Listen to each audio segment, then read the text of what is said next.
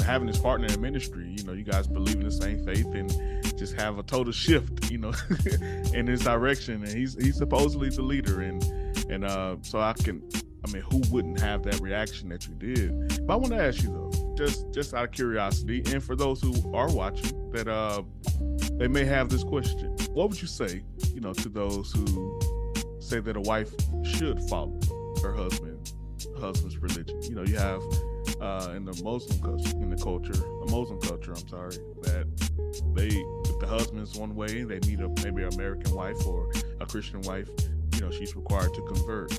I know your dynamic is different, being that you all, were already married and had one faith. But what would you say to someone who has that question? You got to look within yourself. You really have to look in yourself. I actually had a friend that I was on a job with that you bring this up, and her spouse this was before any of this stuff happened in our marriage, and we worked together, me and my husband did, with this young lady, and her husband had got incarcerated, and he had went into the Muslim faith, and the first thing my former spouse warned her, said he could try to convert you, and she was like, nah. And this lady was really, really strong in the faith, and just like my former spouse said to her, it really happened.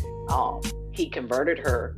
And a lot of times we got to think about, a lot of people say, well, I love that person, but you never get to the point that you make a person a God in your life, that you forsake the God that that's been the father of your life, especially if you're a Christian.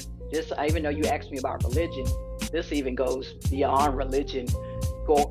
It goes along with your morals, your beliefs, how you feel about yourself, all of those things. And even when I looked at a couple of your videos, Mel, you talk about acceptance of yourself from being rejected, of being able to accept who you are and love who you are, because you can lay all of those things down for that person, and you have made them a God. And if you were to lose this person, you will that person, because you don't put all of your faith and all of your hope in this person, and they wasn't the person you thought they were, and they let you down. You don't change up your whole dynamics, and people literally fall apart and have nervous breakdowns because of the fact that they have placed so much hope and so much confidence in a person. You never do that. And I remember God even telling me, I had got to the point I had made my spouse a God. And for God to tell me that, and the scripture says, don't have any other God before me.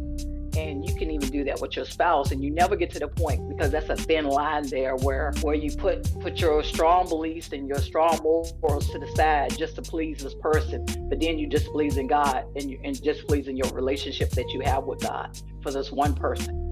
And so you can't do that. You have to be true to yourself and be true to who you are, and be true to your relationship with God. I can't just give one answer for everybody and say, because if somebody come across the video, they're gonna say, well, she told me to leave my husband. No, I'm not telling you that. But don't ever get into a relationship where you lose yourself. And this is for men too, where you start taking down your moral values and your standards, things you say you won't gonna do, things you say and you find yourself doing these things.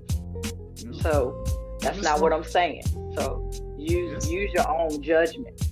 Right, absolutely.